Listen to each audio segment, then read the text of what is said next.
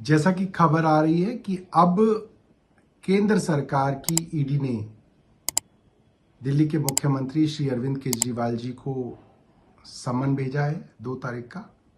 इससे ये बात साफ हो जाती है कि केंद्र सरकार का एक ही मकसद है, किसी तरीके से आम आदमी पार्टी को खत्म कर देना, और इसके लिए वो कोई कसर नहीं छोड़ रहे। किसी तरीके से कैसे भी फर्जी केस बना के मुख्यमंत्री अरविंद केजरीवाल जी को जेल में बंद किया जाए और आम आदमी पार्टी को खत्म किया जाए। भारतीय जनता पार्टी को आम आदमी पार्टी से डर लगता है। दिल्ली और पंजाब में हो रहे हर काम से डर लगता है। फ्री बिजली से डर लगता है, अच्छे स्कूलों से डर लगता है, मोहल्ला क्लिनिक से डर लगता है।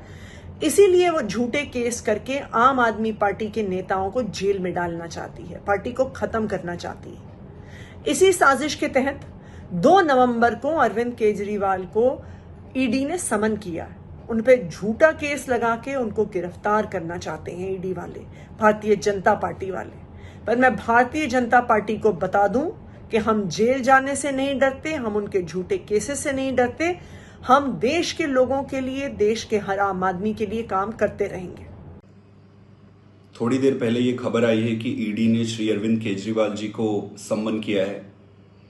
भारतीय जनता पार्टी और नरेंद्र मोदी का एकमात्र उद्देश्य यही है कि किसी भी तरीके से अरविंद केजरीवाल को खत्म किया जाए।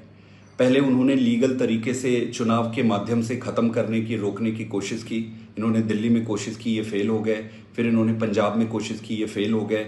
और जब गुजरात में आम आदमी पार्टी गई तब इनको समझ आना बंद हो गया कि इसको कैसे डील किया जाए। फिर इन्होंने सोचा कि लीगल तरीके से, ईमानदारी से केजरीवाल को हराना मुश्किल ही नहीं, नामुमकिन है।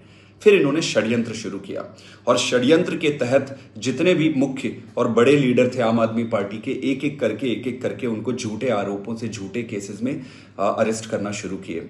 अरेस्ट करने के बाद भी इन्होंने देखा कि यार पार्टी तो टूट नहीं रही है, पार्टी तो दिन दूनी रात चौगनी बढ़ रही है।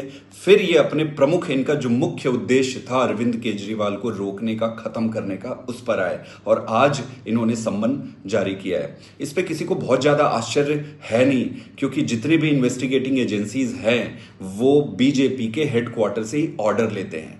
तो ये देश के लिए आज दुर्भाग्य है कि नरेंद्र मोदी जी जिस तरीके से देश की संस्थाओं को एक एक करके खत्म कर रहे हैं, इतिहास उनको कभी माफ नहीं करेगा। लेकिन मैं एक बात कहना चाहता हूं कि जो कुछ भी हो रहा है वो एक नई राजनीति की तरफ पूरे देश को लेकर जाएगा। एक इन सबसे चर्निंग होगी और एक नई राजनीति का उदय होगा, सत्य की जीत होगी। और जो मर्जी ये कर ले, अरविंद केजरीवाल को खत्म करना इनके बस की बात नहीं है, क्योंकि अरविंद केजरीवाल सच्चाई के साथ खड़ा है। हम डरने वाले नहीं है। आप जो मर्जी करना चाहे आप करो, ये देश की राजनीति अरविंद केजरीवाल के लिए तैयार है। 2 नवंबर को केंद्र सरकार की ईडी ने अरविंद केजरीवाल जी को समन्स भेजा है, पूछताछ के लिए बुलाया है।